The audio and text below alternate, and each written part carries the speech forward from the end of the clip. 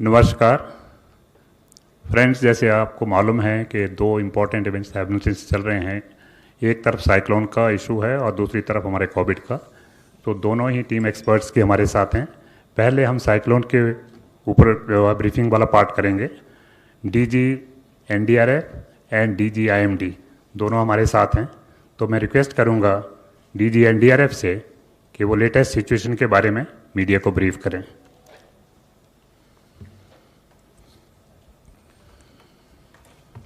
नमस्कार।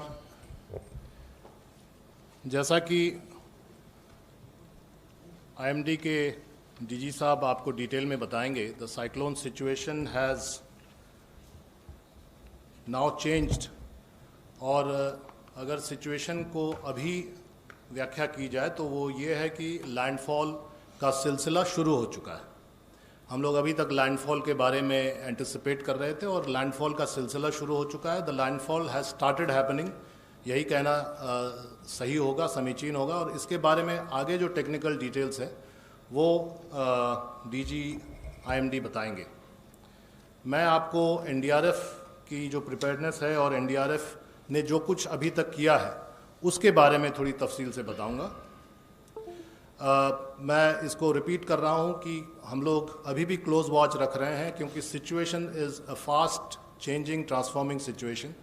और ऐसा नहीं है कि एनडीआरएफ की ड्यूटी या किसी भी एजेंसी की ड्यूटी साइक्लोन के परिप्रेक्ष्य में ख़त्म हो जाती है साइक्लोन के लैंडफॉल के बाद। इनफैक्ट साइक्लोन के लैंडफॉल के बाद काम एक्चुअली शुरू होता है और साइक्लोन के पोस्ट साइक्लोन सिचुएशन में रिकवरी रेस्टोरेशन का काम शुरू होता है। तो this is a long haul.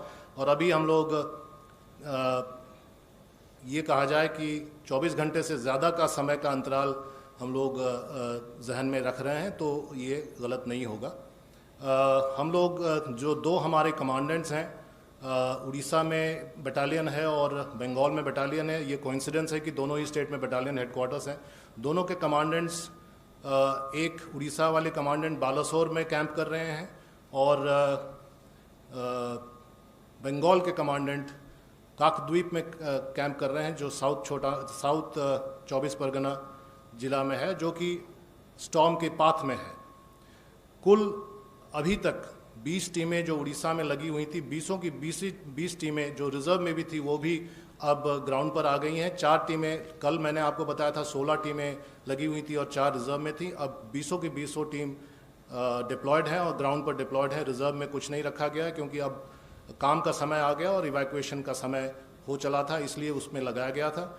Evacuation के बारे में मैं बताऊंगा आगे। 19 टीमें वेस्ट बंगाल में लगी हुई हैं और 2 टीमें स्टैंड बाई में है। 2 में से और एक टीम कलकत्ता में बुलाया गया है, क्योंकि कलकत्ता जो नगरीय क्षेत्र है, जो अर्बन एरिया है, उसमें उनको लगाया गया है। सभी टीमों के पास सैटेलाइट कम्युनिकेशन और QDA है। सो हम लोग किसी कम्युनिकेशन सेटअप पे डिपेंडेंट नहीं है। We are independent, self dependent, and we can set up our own communication system. Cyclone Fani के जो तजुर्बे हुए थे उसके आधार पर हमारे पास एक्स्ट्रा ट्री कटर्स हैं, होल कटर्स हैं, ऑलरेडी इस्तेमाल में लगने लगे हैं। और जैसा कि मैं बार बार कह रहा हूं कि ये एक स्पेशल कॉन्टेक्स्ट है, क्योंकि कोविड जो आज का विषय भी है, कोविड के कॉन्टेक्स्ट में हम लोग साइक्लोन से डील कर रहे हैं। और ये शायद नए नॉर्मल की एक और परिभाषा होगी आने वाले कई दिनों तक, कि जो भी डिज़ास्टर होंगे, जो आपदाएं होंगी, नेचुरल डिज़ास्टर्स, वो कोविड के कॉन्टेक्स्ट में होगी, चाहे वो साइक्लोन हो या आने वाले सिचुएशन में मानसून में फ्लड का सिचुएशन हो। ये हमारा प्लेसमेंट है दोनों राज्यों को मिलाते हुए। कुल 41 टीमों का प्लेसमेंट है। आप देख सकते हैं कि 2 ही टीम रिजर्व में है, वो बंगाल में है, और उनमें से एक टीम, जैसा कि मैंने अभी कहा, जस्ट इस मीटिंग में आने से पहले कलकत्ता में डिप्लॉय हो रहा है। तो लगभग सभी टीमों का इस्तेमाल दोनों राज्य कर रहे हैं। और ये जो स्लाइड्स हैं ये आपको मुहैया कराई जाएंगी। ये जो डिस्ट्रीब्यूशन ऑफ द 19 टीम्स हैं बंगाल में 6 जिलों में बटा हुआ है। जिन जिलों पर ज़्यादा प्रेशर है वहाँ पर ज़्यादा टीमें लगी हुई हैं। ये डिप्लॉयमेंट का चार्ट है बंगाल के लिए केवल। आप देख सकते हैं कि जो डेल्टाइक एरिया है, जहाँ से बे ऑफ बंगाल टच कर रहा है, उस एरिया में ही ज़्यादा डिप्लॉयमेंट है। और ये है उड़ीसा का डिप्लॉयमेंट टेबल, जिसमें आप देख सकते हैं बालासोर में 6 टीमें लग चुकी हैं, केंद्रापड़ा में 3 टीमें, जगत सिंहपुर में 4 टीमें, भद्रक में 4 टीमें, जहाँ भी 4 टीम और ज़्यादा है इसका मतलब है कि वहाँ इम्पैक्ट ज़्यादा है, इम्पैक्ट जोन ज़्यादा है। ये उड़ीसा का डिप्लॉयमेंट ऑन द मैप है, ये भी आप देख सकते हैं, कर्वेचर के साथ है, कोस्ट से सटा हुआ है और साइक्लोन के पाथ को ही एक तरह से डिफाइन कर रहा है डिप्लॉयमेंट। एडिशनल अलर्ट टीम्स जैसा कि मैंने कहा वो बरकरार हैं, अगर ज़रूरत पड़े, कोई ज़रूरी नहीं कि साइक्लोन के समय ही ज़रूरत पड़े, साइक्लोन के बाद भी ज़रूरत पड़ सकता है रेस्टोरेशन वर्क में, अगर डेवस्टेशन ज़्यादा हो तो 6 बटालियन में 4-4 टीमों के हिसाब से 24 टीमें स्टैंड बाई में हैं एयरलिफ्ट के लिए, और 15 मिनट के अंतराल में वो तैयार हो सकती हैं और एयरलिफ्टेड हो सकती हैं। एनडीआरएफ की टीम की एक्टिविटीज़, कोऑर्डिनेशन, अवेयरनेस तो हुआ ही है, इस बीच में इवैक्यूएशन का काम काफ़ी हुआ है और अभी as we talk, as we speak, वो सभी टीमें एक्शन में हैं, सभी टीमें ग्राउंड पे हैं, सभी टीमें आउटसाइड हैं साइक्लोन एरिया में, एंड रोड क्लियरेंस और रेस्टोरेशन का काम शुरू हो चुका है। ये इवैक्यूएशन का फिगर मेरा नहीं है, ये फिगर स्टेट से लिया गया है, स्टेट के जो अथॉरिटीज़ ने बताया है। पश्चिम बंगाल में अथॉरिटीज़ ने, उनके जो डिज़ास्टर मैनेजमेंट के सेक्रेटरी हैं, उन्होंने बताया 5 लाख से उर्ध फिगर अभी हो चुका है। तो सुबह में 3,30,000 बताया गया था और अभी 5 लाख हो गया है। उड़ीसा में 1,58,640 का फिगर दिया गया है। ये कुछ एक्टिविटीज़ हैं ऑन ग्राउंड। नामखाना में साउथ 24 परगना में अवेयरनेस प्रोग्राम। ये नामखाना की सिचुएशन, जो प्रेजेंट सिचुएशन, जो हवा का बहाव है, आप देख सकते हैं। लोकल पीपल्स शेल्टर होम में भी एनडीआरएफ जाके काम कर रही है, मदद कर रही है, सैनिटाइजेशन का काम और सोशल डिस्टेंसिंग का काम उसमें मदद कर रही है। सागर आइलैंड का प्रेजेंट सिचुएशन, काकद्वीप जहाँ पर मेरे कमांडेंट कैंप कर रहे हैं, जो कि ब्लॉक हेडक्वार्टर्स है, ये एक्टिविटीज़ दीघा में है। ऑलरेडी रेस्टोरेशन का काम शुरू हो गया, जैसे आप देख रहे हैं ईस्ट मेदिनीपुर रामनगर में तार और पेड़ कटे हुए हैं, तो ऑलरेडी रोड क्लियरेंस का काम एनडीआरएफ शुरू कर चुकी है। ये साइक्लोन शेल्टर्स में और गांव में जाकर वो जो भी सुविधा देने का काम, including saving of cattle and resettling cattle also is being helped by the NDRF. अभी भी प्रचार प्रसार और इवैक्यूएशन का काम कहीं कहीं पर जारी है। और ये कुछ सिचुएशनल फोटोग्राफ्स दिन भर के जगत सिंहपुर उड़ीसा में, बालासोर में, केंद्रापड़ा में,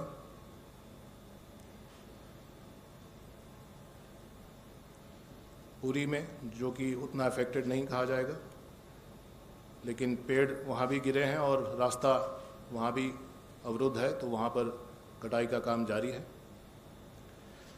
सो ये एनडीआरएफ की एक्टिविटीज़, इवैक्यूएशन और अद्यतन स्थिति के बारे में है। जो अद्यतन स्थिति का जो डिटेल है in terms of wind speed और साइक्लोन का आई कहाँ पहुँचा है और उसका टिप कहाँ पहुँचा है और टेल कहाँ पहुँचेगा, कब तक पहुँचेगा, इसके बारे में आगे तफसील से आईएमडी के डायरेक्टर डीजी साहब बताएंगे। धन्यवाद।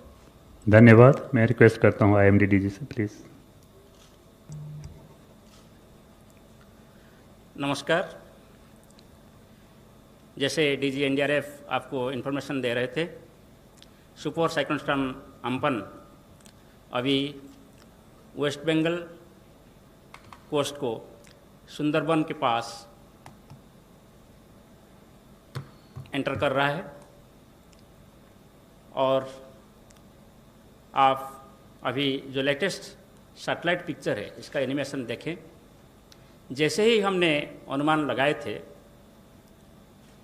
16 को जब ये डिप्रेशन फॉर्मेशन हुआ था कि ये इनिशियली उत्तर उत्तर पश्चिम दिशा में जाकर बाद में उत्तर उत्तर पूर्व दिशा में गति परिवर्तन करेगा और 20 तारीख को शाम तक यहाँ वेस्ट बंगाल और बांग्लादेश तट के पास पहुँचेगा।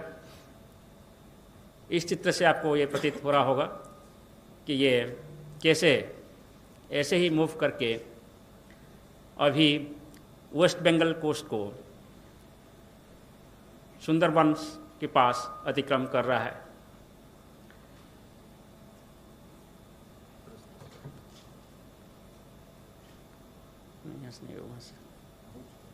ओके, सो ये जो आप चित्र देख रहे हैं ये एक डॉप्लर रडार की इमेज है।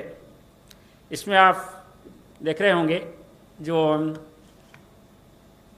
एक सर्कुलर स्ट्रक्चर दिखाई दे रहा है राइट साइड में, ये आई ऑफ द साइक्लोन है। और इसके साथ जो लेफ्ट साइड में ज़्यादा रेडिश और येलोइश कलर दिखाई दे रहा है वो सभी डेंस कन्वेक्टिव क्लाउड्स होता है, इसके साथ बहुत बारिश होता है। तो ये जब साइक्लोन कल मूव हो रहा था, कल रात से इसका इम्पैक्ट उड़ीसा के ऊपर शुरू हो गया। तेज़ बारिश के साथ विंड स्पीड धीरे धीरे बढ़ने लगा और आज सुबह सबसे ज़्यादा विंड स्पीड 106 किलोमीटर प्रति घंटा रिकॉर्ड हुआ है उड़ीसा में, पारादीप में। बालासोर में अभी तक 91 kilometre per hour wind speed का रिकॉर्ड किया गया है। चांदबाली में 74 kilometre per hour wind speed measure किया गया है। सो इसको देखते हुए जो हमारा पूर्वानुमान था कि जब ये सुपर साइक्लोन उड़ीसा तट के पास पैरेलली नॉर्थ ईस्ट दिशा में गति करेगा, नॉर्थ कोस्टल उड़ीसा स्पेशली में ज़्यादा विंड्स रहेंगे। और हमारा पूर्वानुमान था कि विंड स्पीड 100 से 110 kmph और गस्टिनेस में 125 kmph हो सकता है। और अभी तक जो ऑब्जर्वेशन हमारे पास आए हैं इसमें हाईएस्ट विंड स्पीड 106 kmph हुआ है। और हमारा भी ये पूर्वानुमान था कि उड़ीसा में heavy to very heavy rainfall होगा और ऐसे ही हुआ है। जो कोस्टल उड़ीसा का जो डिस्ट्रिक्ट्स जैसे बालासोर, भद्रक, केंद्रापड़ा, जगतसिंहपुर वगैरह डिस्ट्रिक्ट्स में भी heavy to very heavy rainfall past 24 hours में रिकॉर्ड किया गया है। जैसे ही आज ये साइक्लोन धीरे धीरे उत्तर पूर्व दिशा में गति किया, इसका southern districts of Orissa clear हुआ और नॉर्दर्न डिस्ट्रिक्ट्स में धीरे धीरे विंड स्पीड बढ़ा और बारिश भी। ये जो आप इमेज देख रहे हैं ये अभी का फोरकास्ट है कि ये साइक्लोन अभी क्रॉस कर रहा है वेस्ट बंगाल बांग्लादेश तट को और दीघा और हाथिया आइलैंड के बीच में, और जो सुंदरबंस हम बोले थे वो सुंदरबंस के ऊपर ही ये जा रहे हैं। वो ये जाने के बाद फिर हमारी उम्मीद है कि सीधा नॉर्थ ईस्ट दिशा में गति करेगा और आज शाम तक ये कोलकाता के आसपास आने का उम्मीद किया जा रहा है। इसके प्रभाव में आज शाम से साउथ एंड नॉर्थ 24 परगना और ईस्ट मिदनापुर में जो पहले से ज़्यादा असर होने के लिए हम उम्मीद किए थे और पूर्वानुमान किए थे, इसके साथ साथ हावड़ा, हुगली और कोलकाता में भी जो पूर्वानुमान किए थे वो भी होने वाला है। जब साउथ और नॉर्थ 24 परगना और ईस्ट मिदनापुर में अभी ऑलरेडी वेरी स्ट्रांग विंड शुरू हो गया है, रिपोर्ट मिल रहा है कि विंड स्पीड लगभग 160 kmph के आसपास वहाँ हो सकता है। हमारा उम्मीद ये है कि जब ये कोलकाता के पास आएंगे वहाँ भी कोलकाता, हुगली और हावड़ा वगैरह डिस्ट्रिक्ट्स में विंड स्पीड 110 से 120 और गस्टिनेस में 135 किलोमीटर प्रति घंटा हो सकता है। सो जैसे ये 106 किलोमीटर विंड स्पीड मैक्सिमम के साथ उड़ीसा में डैमेज किए हैं, इससे आप अनुमान लगा सकते हैं जब यहाँ विंड स्पीड हमारा अनुमान 155 to 165 kmph है और गस्टिनेस में 185 kmph है, तब यहाँ नुकसान क्या हो सकता है।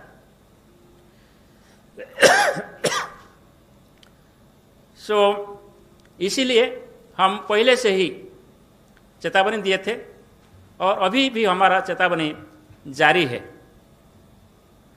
ये हमारा अभी का विंड स्पीड फोरकास्ट है।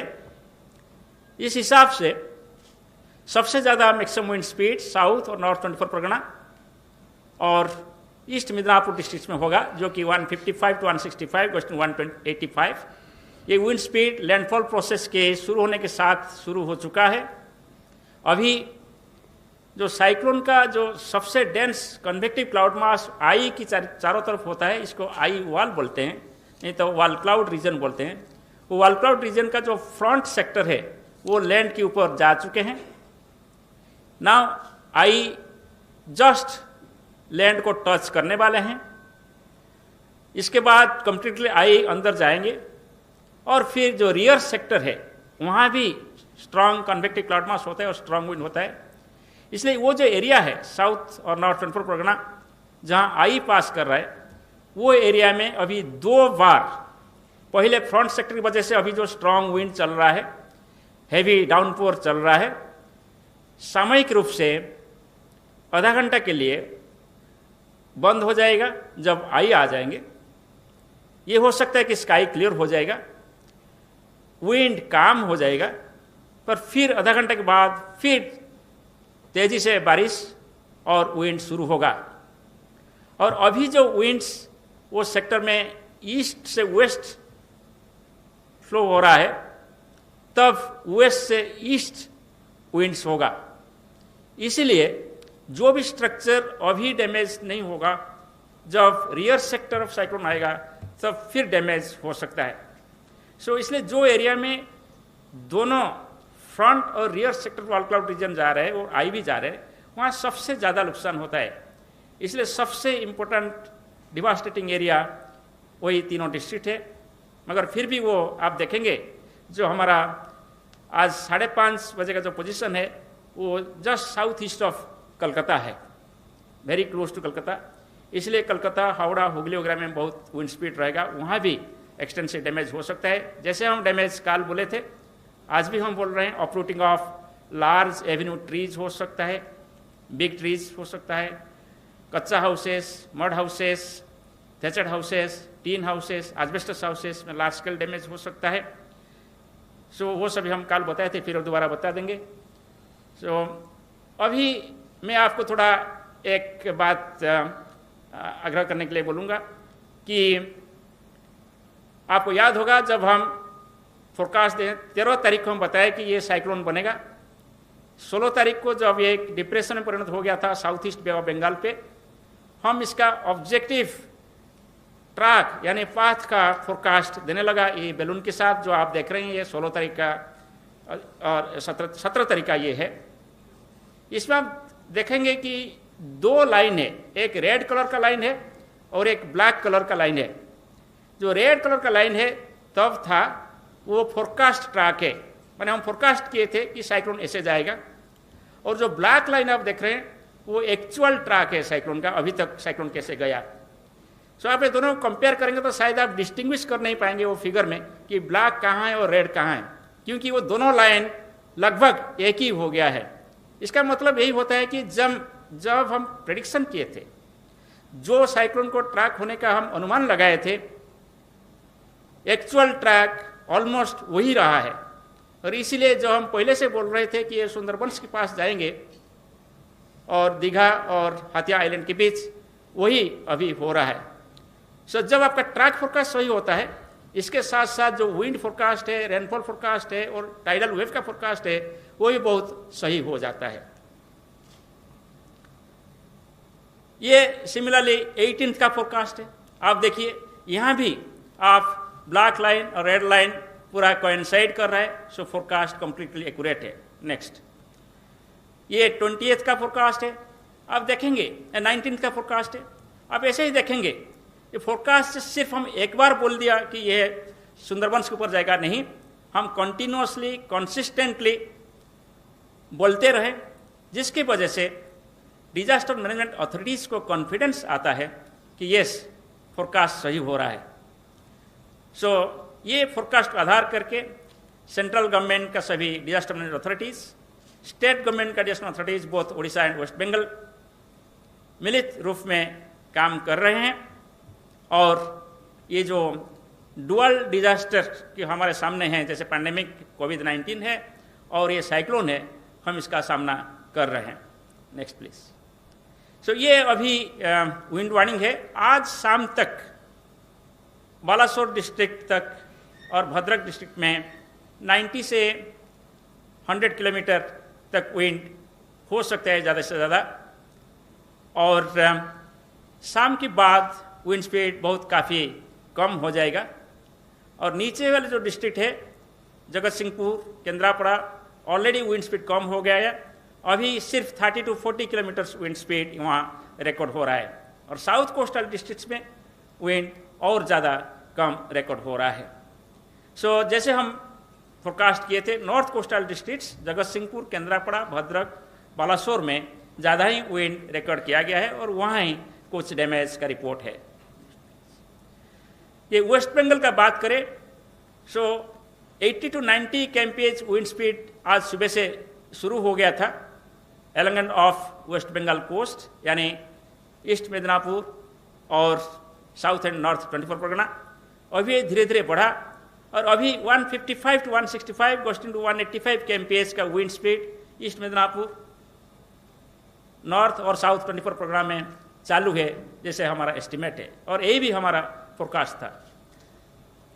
मगर अभी हमारा ये फोरकास्ट है कि कलकत्ता और जो एडजॉइनिंग इंटीरियर डिस्ट्रिक्ट से वहाँ भी विंड स्पीड बहुत तेज रहेगा, 110 से 120, वहाँ भी डैमेज होगा डिफरेंट स्ट्रक्चर्स। और कोलकाता का एक विशेष ये है कि ये एक मेट्रो सिटी है, बहुत सारे होर्डिंग्स होता है, प्रोजेक्टाइल्स जैसे ये होर्डिंग्स भी मूव कर सकता है और कुछ लूज ऑब्जेक्ट भी प्रोजेक्टाइल्स बन सकता है, वो इनडायरेक्टली वो भी बहुत डैमेज कर सकता है।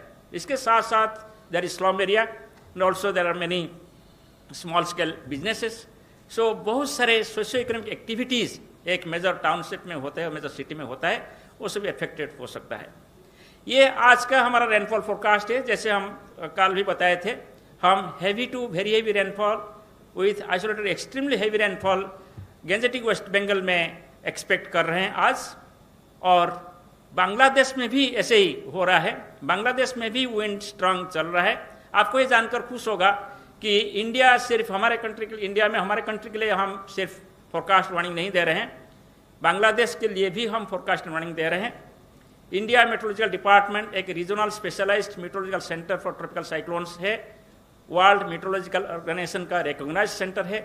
हम टोटल 13 कंट्रीज को ट्रॉपिकल साइक्लोन एडवाइजरी देते हैं। हर 3 घंटे ट्रॉपिकल साइक्लोन का एडवाइजरी, टाइडल वेव का एडवाइजरी, हैवी रेनफॉल एडवाइजरी और स्ट्रॉन्ग विंड का एडवाइजरी देते हैं। Next please. ये 21 तारीख का बारिश है।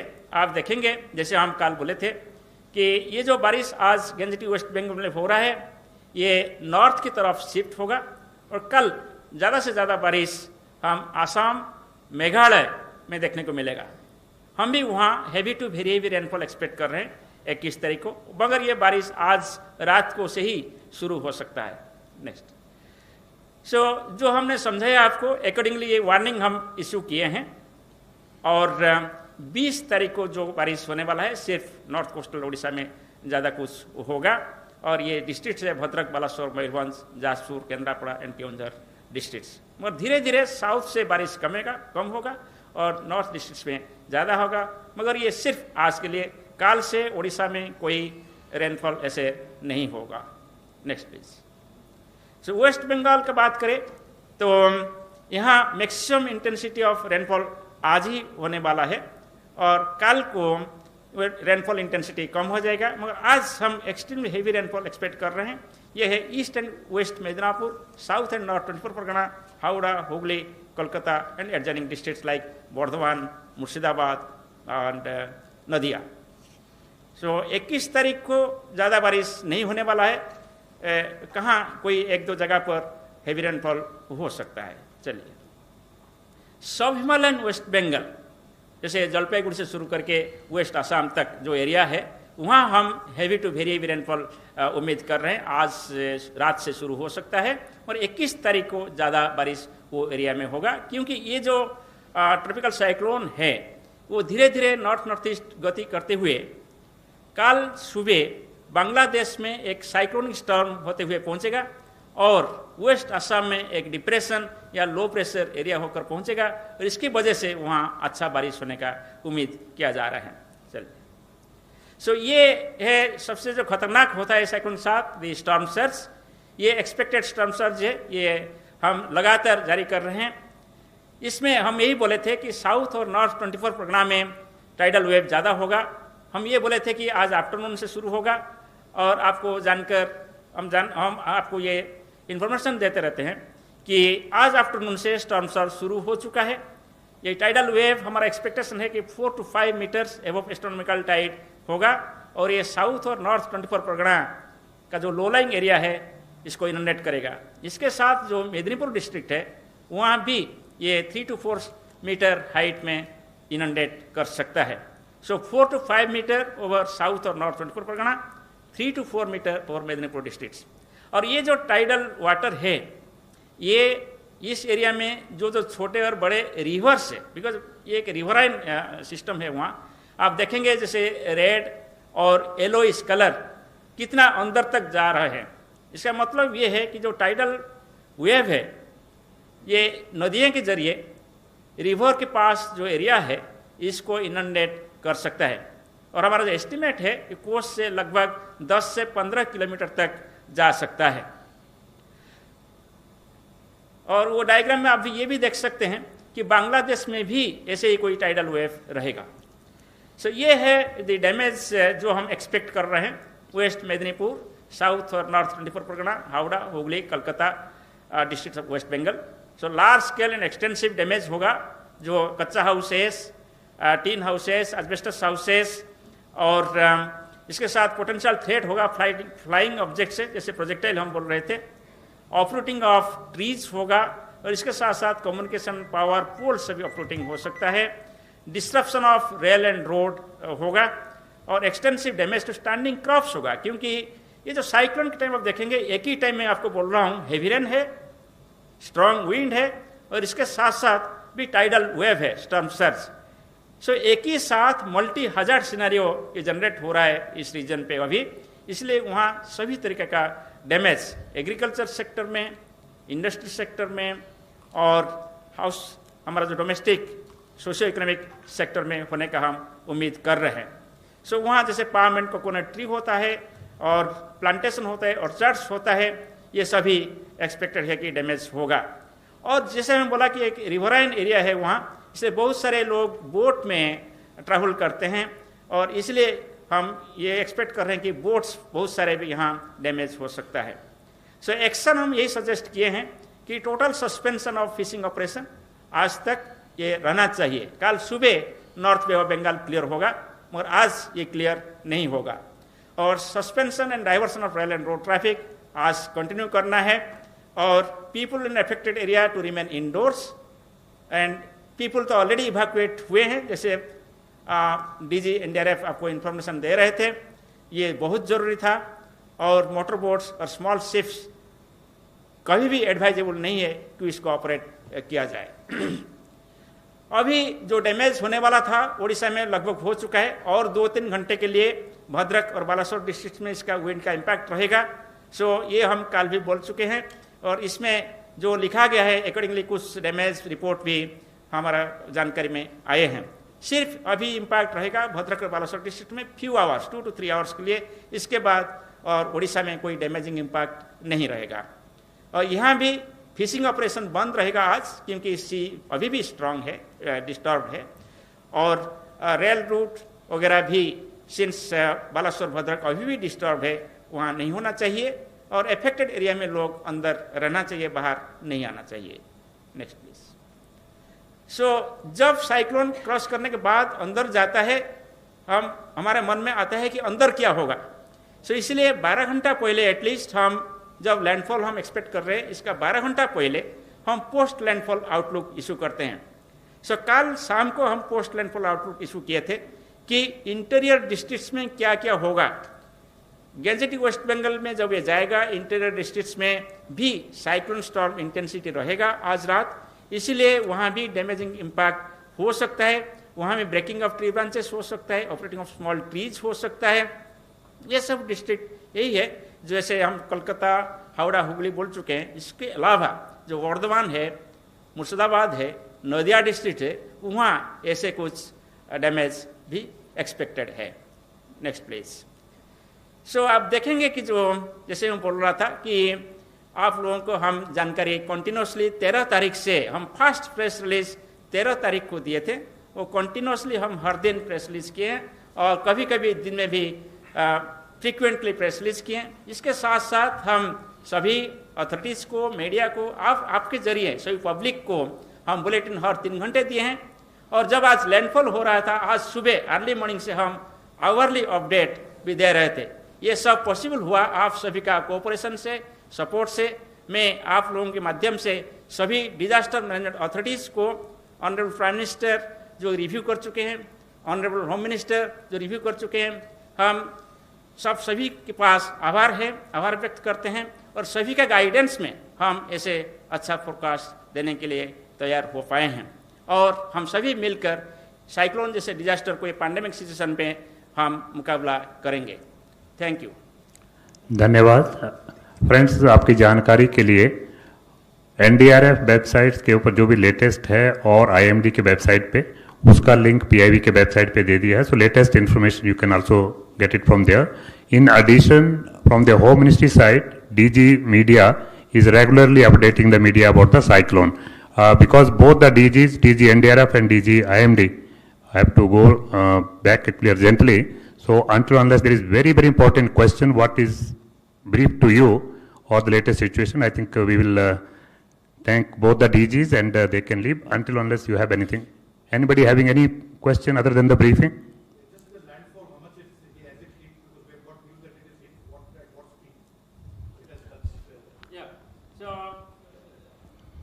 Just now I was telling that landfall process started at 2:30 with entry of the front sector of the wall cloud region. The wall cloud region is of width of about 120 kilometers. Eye has got a diameter about say 40 kilometers. Then rear side also again will have 120 kilometers. So therefore it is moving at present about 25 to 30 kilometers per hour. So the entire process will be completed by about 3 to 4 hours. So it has started, and we are hopeful that by 7 o'clock or so, the entire cyclone will go into the land. And under its influence, as we are expecting, we have estimated the wind speed of 155 to 165, costing to 185 kmph at the time of landfall. Thank you very much, sir. Despite being so busy in your schedule, please, we wish all the very best, sir, that we could control. Thank you very much. Friends, now we start with the COVID Health Ministry's briefing. So I'll request my colleague to start from the Health Ministry. जैसे कि हम सबको मालूम है कि almost पिछले 5 महीने से देश ही नहीं पूरी दुनिया कोविड-19 से जूझ रही है। हमारे यहाँ पर भी डे टू डे सिचुएशन जैसे इवॉल्व हो रही है, हम सब लोग कलेक्टिवली इसके बारे में बात करते रहे हैं, मॉनिटर करते आ रहे हैं। एक संतोषजनक विषय यह है कि अगर हम देखें तो पाते हैं कि अब तक 42,298 केस रिकवर हो चुके हैं और टोटल एक्टिव केसेस की संख्या अभी करीब 61,149 है।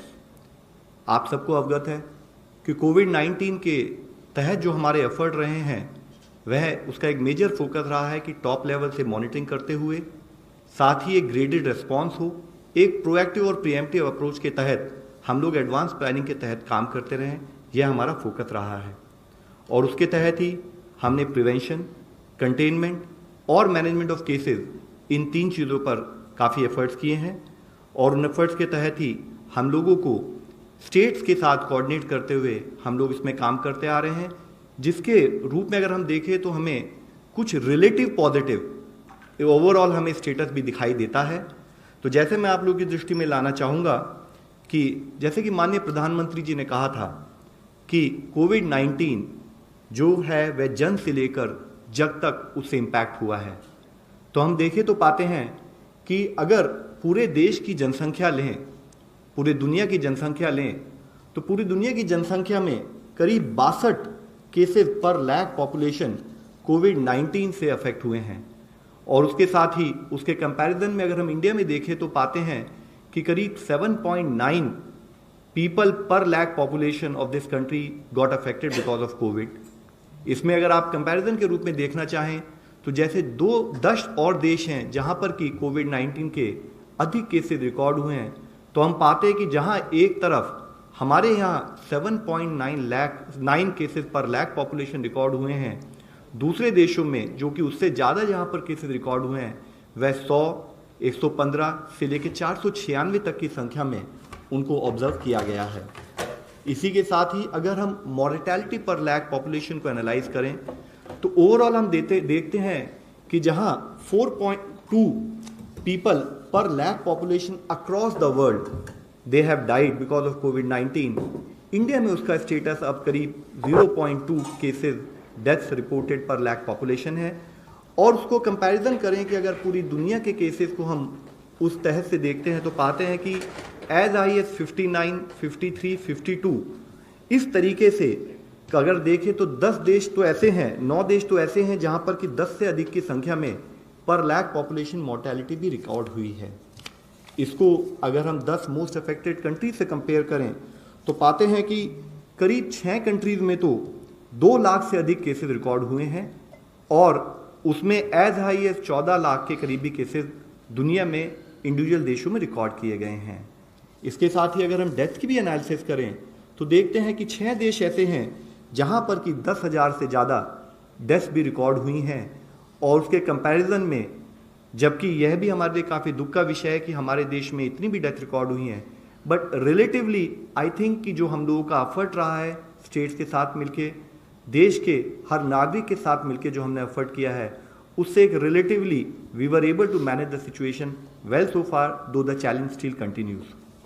इसमें हम लोगों ने एक और तरीके से इसको एनालाइज किया, देखा तो पाया कि अगर हम 15 मोस्ट इम्पैक्टेड देश लें दुनिया के तो उनकी करीब पॉपुलेशन 142 करोड़ के करीब होती है और हमारे देश की पॉपुलेशन 137 करोड़ अगर हम मानकर चलें तो हम देखते हैं कि करीब अगर 36 लाख केसेस पूरी दुनिया में इन 15 देशों में रिकॉर्ड हुए तो उसके कंपैरिजन में 1 लाख के करीब केसेस हमारे देश में रिकॉर्ड हुए।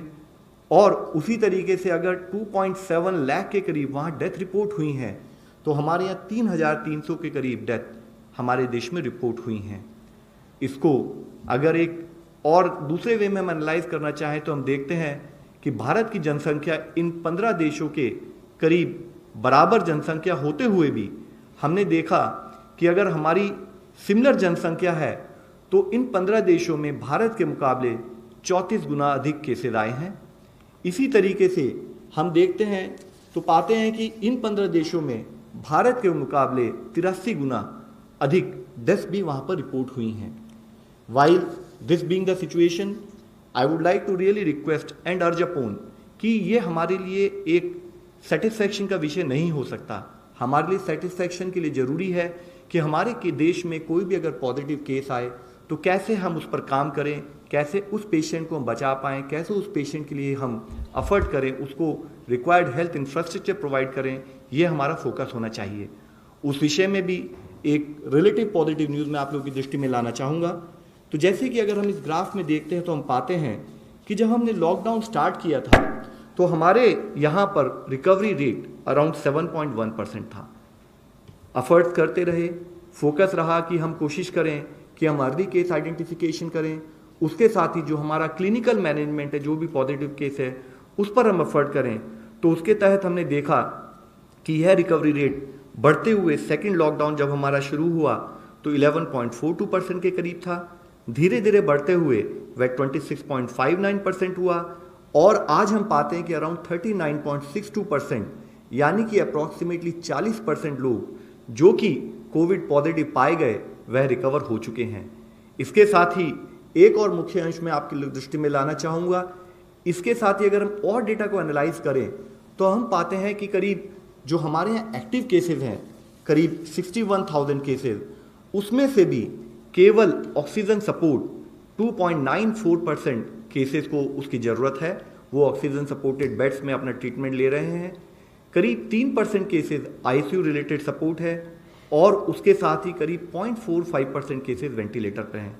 यह डेटा हमारे लिए बहुत इंपॉर्टेंट इसलिए है क्योंकि इसके तहत हमें पता लगता है कि अर्ली आइडेंटिफिकेशन पर फोकस होने की वजह से, सर्विलेंस पर फोकस होने की वजह से हम टाइमली आइडेंटिफिकेशन जो केसेस का कर पाते हैं, उससे हमारे देश में केसेस सीरियस केसेस में ना कन्वर्ट होते हुए हम रिलेटिवली अराउंड 6.39% ही ऐसी सिचुएशन पाते हैं कि जिसमें केसेस रिलेटिवली उनको एक हॉस्पिटल मैनेजमेंट की ज़रूरत है।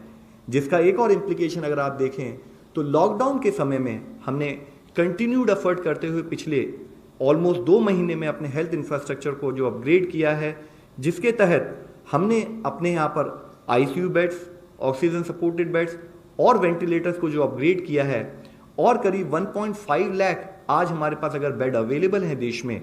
साथ ही हमने जो एडिशनल एफर्ट्स और कंटिन्यूस बेसिस पे हम अपने बेड्स को जो अपग्रेड करते आ रहे हैं, तो उससे लगता है कि आने वाले समय में भी अगर हमारे यहाँ केसेस आते हैं तो एक तरफ जैसे हमने बात की है कि 40% केसेस हमारे रिकवर हो चुके हैं और केसेस भी नॉन सीरियस स्थिति में हैं और रिकवरी के रास्ते पर हैं, रिकवरी उनको भी जल्दी हम एक्सपेक्ट करते हैं। तो उसके साथ ही हम केसेस को मैनेज करने के लिए देश के तरह स्टेट्स के साथ मिलकर हर तरह से सक्षम हैं, मैं आप लोगों की दृष्टि में लाना चाहूँगा। इसके साथ ही हमारा फोकस रहना चाहिए कि जो भी केसेस हैं, जहाँ पर भी हमारे केसेस आए हैं, वहाँ हम स्ट्रिंजेंट कंटेनमेंट मेथड्स पर काम करें। हमारे लिए जब तक कि कोई एक वैक्सीन या ड्रग दुनिया और देश मिलकर तैयार नहीं कर लेता, तब तक हमारा फोकस प्रिवेंटिव एक्शन पर रहे। लॉकडाउन एक उसके तहत किया हुआ एक हमारा पब्लिक के साथ मिलकर किया हुआ एक मेजर एफर्ट था। उसके साथ ही हम हैंड हाइजीन, रेस्पिरेटरी हाइजीन और एनवायरमेंटल सैनिटेशन पर काम करें। फिजिकल डिस्टेंसिंग को एक नॉर्म के रूप में अपनी लाइफ में लाएं। मैं अंत में आप सबसे यही रिक्वेस्ट करना चाहूँगा कि जैसे कि माननीय प्रधानमंत्री जी ने कहा था कि जो ये इंडिया की बैटल है कोविड-19 के अगेंस्ट, यह पीपल ड्रिवन है और इसके लिए ज़रूरी है कि समाज का हर नागरिक हमें अपना सपोर्ट दे, अपने आप को सुरक्षित रखे, अपने साथ को सुरक्षित रखते हुए अपनी फैमिली को सुरक्षित रखे और समाज में अपना योगदान दे, ताकि कलेक्टिवली मिलकर हम इस बैटल को लड़ सकें। धन्यवाद। धन्यवाद। मैं अब रिक्वेस्ट करता हूँ गृह मंत्रालय के प्रवक्ता से, मैडम प्लीज़। जैसा कि आप जानते हैं, लॉकडाउन को लोक हित में 31 मई तक बढ़ाया गया है और गृह मंत्रालय ने लॉकडाउन से संबंधित नए दिशा निर्देश जारी कर दिए हैं, जिनमें राष्ट्रीय स्तर पर कुछ सीमित गतिविधियां प्रतिबंधित रहेंगी। साथ ही कंटेनमेंट जोन्स में केवल आवश्यक सेवाओं की अनुमति होगी। परिस्थितियों के अनुसार राज्य और केंद्र शासित प्रदेशों की सरकारें अपने अपने क्षेत्रों के लिए दिशा निर्देश जारी कर चुकी हैं। वे स्वास्थ्य मंत्रालय के निर्धारित मापदंड के अनुसार रेड, ऑरेंज, ग्रीन, बफर एवं कंटेनमेंट जोन्स का सीमांकन कर रही हैं। गृह मंत्रालय राज्य सरकारों के साथ मिलकर लॉकडाउन मेजर्स को मॉनिटर कर रही है। धन्यवाद। धन्यवाद। मैं अब रिक्वेस्ट करता हूँ आईसीएमआर रिप्रेजेंटेटिव से, प्लीज़। आज दोपहर को 12:30 बजे तक 25,36,156 टेस्ट हुए थे। कल की अगर फिगर देखे जाए तो दूसरी बार 24 घंटे के अंदर 1,07,609 टेस्ट हुए थे, यानी 1 लाख के ऊपर पिछले 2 दिन वो फिगर जा रही है। इस वक्त टोटल 555 लैब एक्टिव हैं, उनमें से 391 लैब्स जो हैं वो आईसीएमआर के नेटवर्क में के लैब हैं, 164 लैब ये प्राइवेट सेक्टर में है। आईसीएमआर नेटवर्क में तकरीबन 89,466 टेस्ट हुए कल, और प्राइवेट सेक्टर में 18,143 टेस्ट हुए। फ्रेंड्स, आज क्योंकि डबल ब्रीफिंग हम लोगों ने दोनों सब्जेक्ट के ऊपर करवाई है, ज़्यादा क्वेश्चन नहीं ले पाएंगे, 1 या 2 क्वेश्चन ले लेंगे। No, but in between we had the finance also and other things regularly going on. It's not only that we were getting the information every day regularly through the press releases. So because it has been arranged up to gap.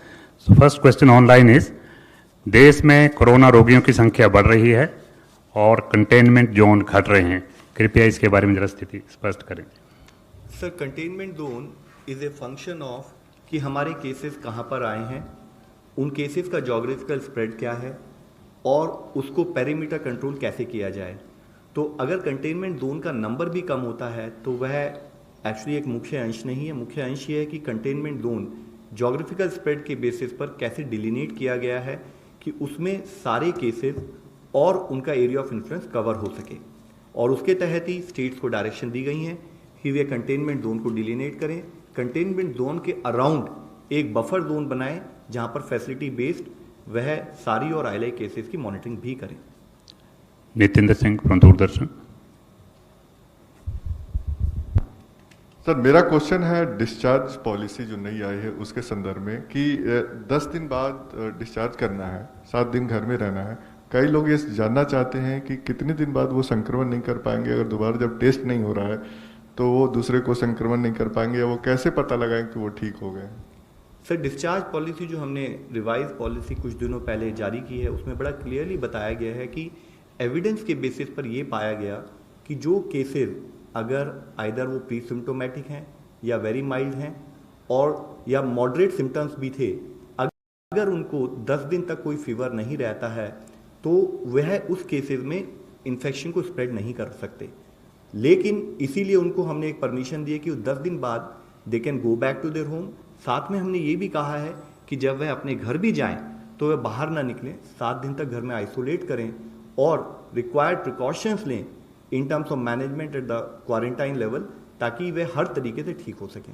वह infect नहीं करेंगे, based on evidence ये decision लिया गया था। ICMR के लिए online question है, is HCQ being dropped as a prophylaxis, what will it be replaced with? इसका जो भी एविडेंस अभी हम ले रहे हैं उसके ऊपर एक रिव्यू किया जाएगा और उसके बाद में जो भी डिसीजन होगा वो लिया जाएगा। Ashok Kumar last question ANI। जैसा कि ये हमें सूचना मिली है, आप लोगों ने बताया कि जून तक ये ग्राफ ऊपर जाएगा, तो क्या हम ये माने कि आने वाले समय में जिस तरीके के नंबर आ रहे हैं पॉजिटिव केसेस के, उसको हम संभाल पाएंगे या क्या हम लोग अब तक उनको संभालने के लिए कर रहे हैं? सर, जैसे कि मैंने आज आपको भी बताया है, बड़ा पॉजिटिव न्यूज़ ये है कि करीब 42,000 केसेस हमारे यहाँ रिकवर हो चुके हैं और आज एक्टिव सुपरविजन में केसेस केवल 61,000 के करीब हैं। और इसके साथ ही जो हमारा मेजर फोकस रहा है कि हम अपना हेल्थ इंफ्रास्ट्रक्चर अपग्रेड करें, और उसमें भी हमने देखा है कि अराउंड ओनली 6.39% केसेस में ही केसेस जो या तो जिनको की ऑक्सीजन सपोर्ट की ज़रूरत थी या वेंटिलेटर की ज़रूरत थी या ICU सपोर्ट की ज़रूरत थी। तो ओवरऑल जो हमारा मेजर फोकस शुरू से रहा है कि हम कंटेनमेंट जोन्स में काम करें, सोशल डिस्टेंसिंग, फिजिकल डिस्टेंसिंग को प्रमोट करें, लॉकडाउन के द्वारा हम चेन ऑफ ट्रांसमिशन को तोड़ें, तो उसके तहत ही हम पाते हैं कि हमारे जो अर्ली आइडेंटिफिकेशन के एफर्ट्स हैं उससे काफ़ी केसेस रिकवर हो रहे हैं और साथ ही बहुत सारे केसेस रिकवरी के रास्ते में हैं और केसेस जिनको कि additional health infrastructure major support चाहिए उसकी परसेंटेज एज लो एज 6.39% है। While this being the situation, हमारा मेजर फोकस पैरेलली ये भी रहा है कि हम फिर भी अपने हेल्थ सेक्टर को अपग्रेड करते रहें, जिसके तहत ही हम टाइम टू टाइम आपकी नॉलेज में बताते रहें कि हर स्टेट से बात करते हुए हमने Covid care centre, Covid care health centre और कोविड डेडिकेटेड हॉस्पिटल्स भी बनाए हैं। Thank you very much friends, thank you.